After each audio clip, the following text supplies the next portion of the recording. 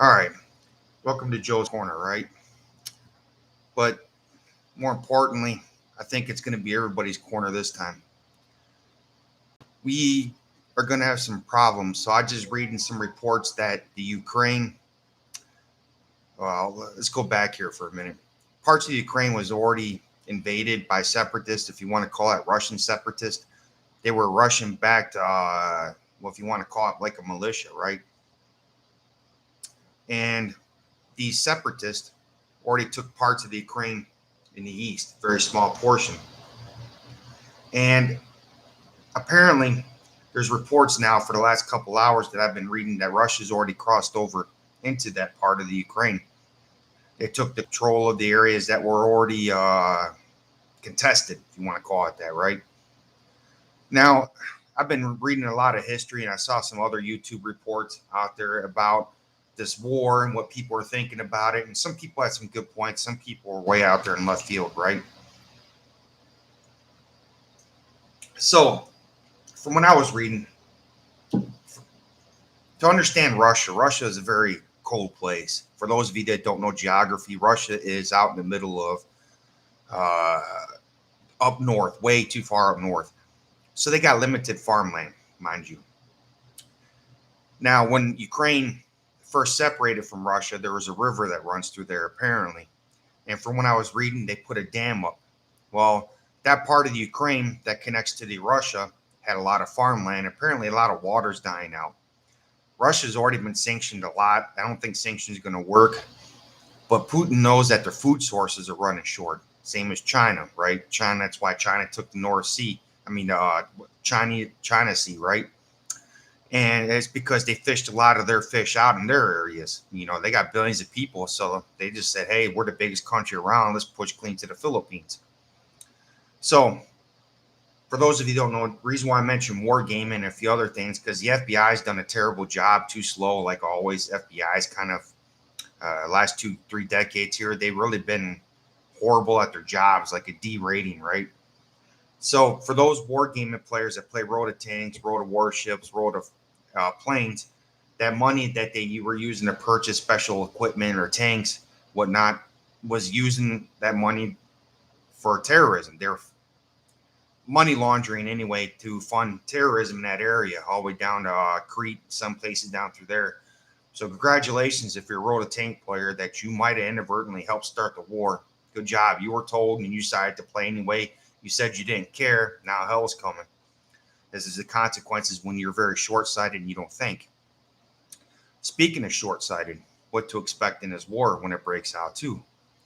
So Russia's already took parts of the Ukraine, and I suspect because they marched in there so easily, there's already reports that they're in some cities in Ukraine, that Putin's going to think that he can march in the rest of Ukraine, and they don't care about sanctions. And here's the problem that Biden has. Biden's talking about sanctions, right? He's not talking about defense per se. He's mentioned it secondary to sanctions. Russia don't care about sanctions. He don't care about your sanctions. They don't care. That's why they're taking parts of Ukraine, so they ain't got to worry about your sanctions. Russia is a very independent country for the most part. They don't care. And the second part is, I was reading parts about Ukraine's president. Ukraine's president apparently wasn't a good guy. He was a little bit more like Duterte. He locked up a lot of the political rivals. I guess America said it was okay. I didn't read a lot into that. A lot of it I thought was BS, and there wasn't a lot of evidence to support one thing or the other. So I don't want to put that part in. There's some people out there might mention that. That's fine, you know. But here's the problem with when Russia does decide to invade, and it's starting to look like they will. I'm hoping they won't. God, I hope they don't. China's watching too.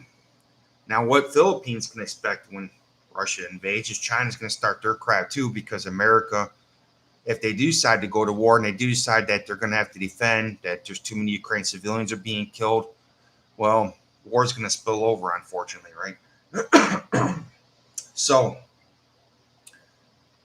what I've been reading about Bong Bong and them, and there's too much pro-Chinese talk going on. For some reason, a lot of people are saying China is their friend in the Philippines, and your friend is sucker punching you, right? They're not allowing your supply chains to go through. They took your islands. They're on your land. They planted their flag on your property. They're attacking your fishermen, and you're calling them friend. And that's an incredibly stupid and low IQ thing to say.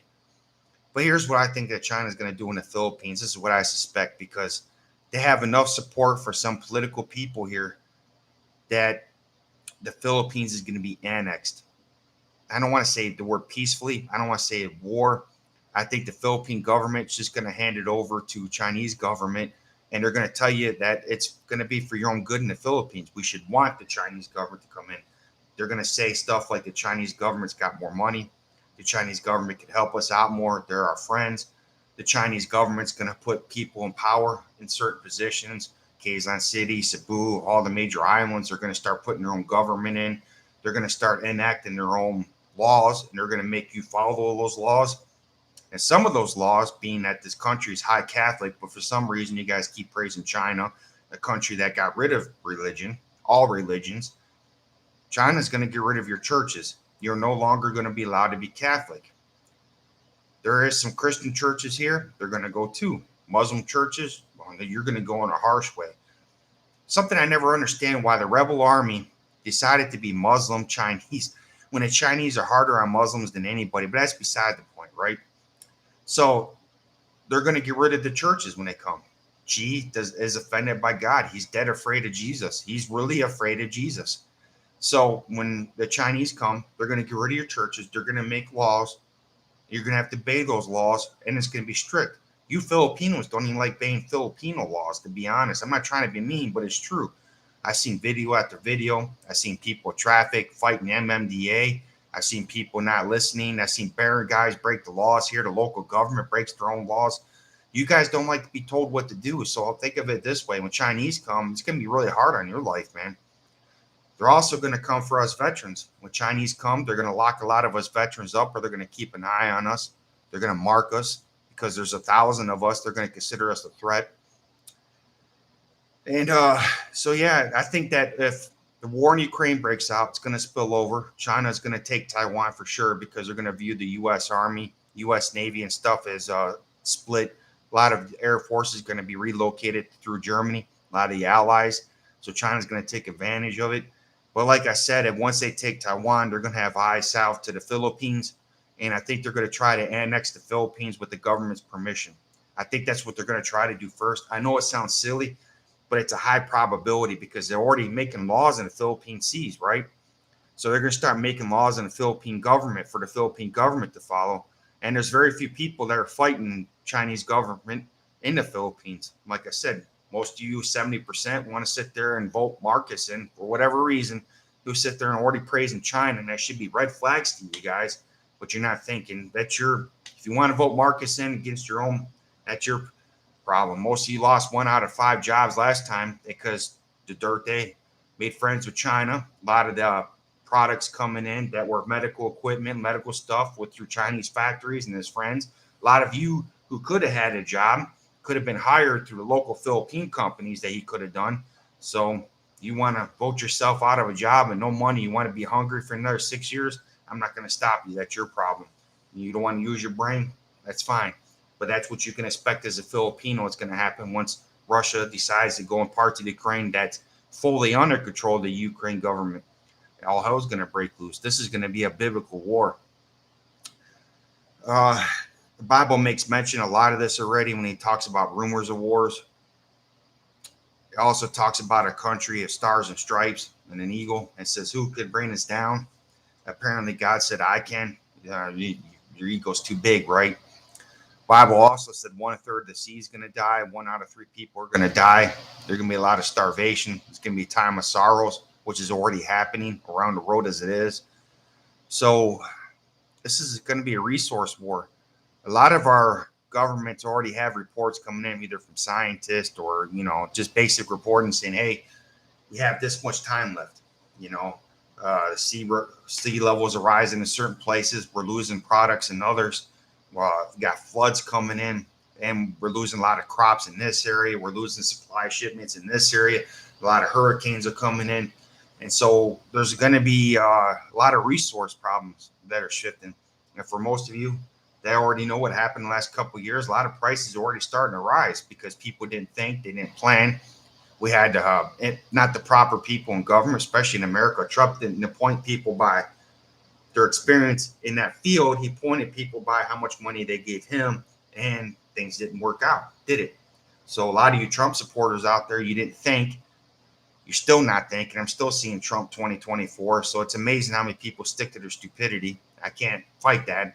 That's just like I said to you, Filipinos, Americans in the same boat. If you want to be stupid, pay the consequences of it, right? So, yeah, I mean, what to expect when Russia comes to parts of the German base.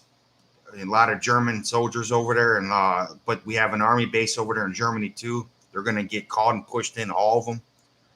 But what I'm concerned about too is Russia's got a lot of heavy equipment in there. We got some heavy equipment, but not enough to counter that. We don't have a lot of big tanks. We have maybe some artillery. I think I've seen some pictures of those strikers are useless. I know I've seen pictures of strikers going at people. We got strikers in, they're supposed to replace the Bradley. Strikers are a piece of crap equipment, right? And they're not going to be able to fight off tanks. You're going to have to rely heavily on the Air Force, but Russia's got their own Air Force too. It's very capable. So I think Russia could overwhelm parts of the Ukraine all the way down if they wanted to, snap of a finger. And the big question is, will they use a nuclear bomb? Well, the Bible points out to apparently there sounds like one or two might go off. If you read the Bible, it talks about fire and brimstone, right? And it could be translated a lot of ways. It could have been a giant earthquake that set off a volcano, a super volcano that made the blood moon, pretty much. But yeah, the Bible does hint that there might be, at very end, it could be why 1/3 of the seas die, 1/3 of people die from starvation. It could be because of the land's going to be rendered useless in some parts, right? And I hope that's not the case, but it seems like it might be. It's a very scary situation. It could be too that maybe one bomb goes off and the rest of the world leaders say it's too much. We're not going to use them. We're going to have to go back to what we were doing. But there's no telling what's going to happen. And that's the scary part of this war. There's no guarantee for safety. There's no guarantee the government's going to use their head. There's no guarantee Putin's not going to invade. There's no guarantee what Biden's going to do. Biden's kind of Biden, to me, is a better president than Trump, but he's not a complete president. He's not a thinker. He has people in position that are professionals in some areas, but some of them failed him too already, right? Especially with the pullout in Afghanistan. Nobody used their brain. The civilians and the soldiers in the Pentagon were completely brainless. They just lost all IQ, just went out the window. So we do have some problems in our military and some of our information that's going to Biden. So his information, his thought process is going to be limited as it is already. And it's a shame because this is a problem I could have easily solved if I was president. Matter of fact, that's what I should have done if I was president. This would have been solved already tenfold. Russian troops already been going back home one way or the other. But I'm not the president. Unfortunately, people keep voting idiots in, so I can't do nothing. Anyway, yeah, what to expect. So another thing that you're going to have to do, which I've already made a video of, is you're going to have to start saving up on food and stuff, man. You're going to have to start saving up on medical supplies. There's a good chance that when war breaks out, money's going to fail. How can I explain this one? Money is based off, especially American money, the promise of payment, the promise of keeping your word, per se, during trade, right? So when war breaks out, money can be rendered easily useless because drafts will start happening. Governments are going to have to start taking control over certain businesses, certain production, because it's going to be needed for the front. And in the process, the idea of money might get in the way. So it's going to be martial law, if you want to say. So money is going to be a separate issue.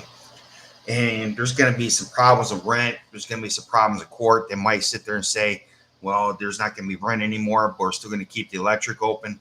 And see how the money can easily drop, fluctuate. It's because that's what's going to happen, right?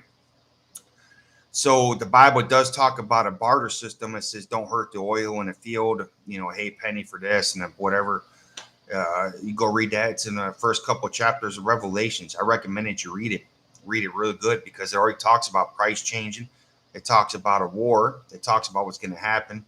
It talks about the set of things before Jesus comes back. It talks about certain seals that are going to be broken. Apparently, we're on the fourth seal, apparently, around that time period where it talks about national disasters being an epidemic.